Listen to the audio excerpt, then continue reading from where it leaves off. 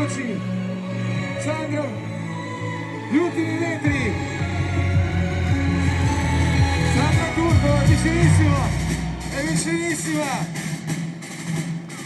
Ecco qua sul palco, l'Olimpia, a Roma, a Venezia, a 776 a.C. Un'altra pagina di storia si sta per scrivere qui a Venezia. E ci siamo, e Venezia c'è! Venezia c'è! Venezia! Venezia!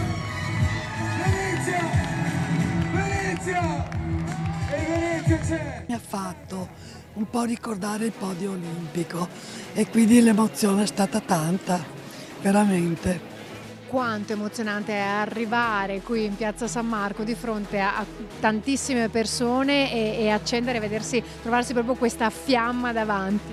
Beh, tantissimo, perché poi è la piazza più bella del mondo, quindi sicuramente tanta emozione, vedere così tanta gente che ti acclama, ti applaude. Beh, è stato bellissimo, veramente, molto molto emozionante.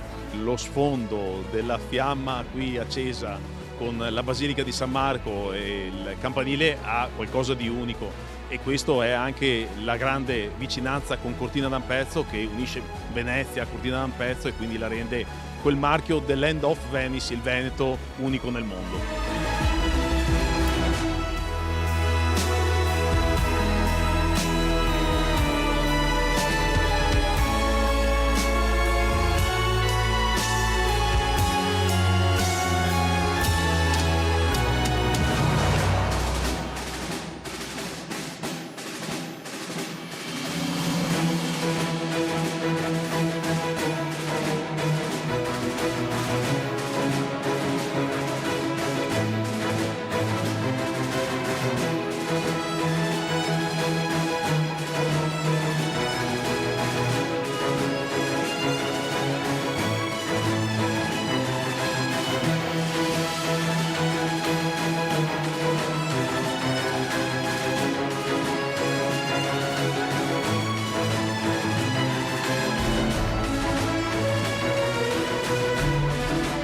Passaggio a Venezia, magari va bene, sono di casa, ma è memorabile, insomma.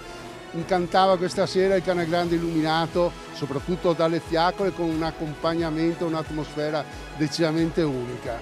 È una grande emozione, sì, perché diciamo che dopo, è venuta qua nel 2006, mi sembra l'ultima volta, dopo 20 anni è ritornata la fiamma.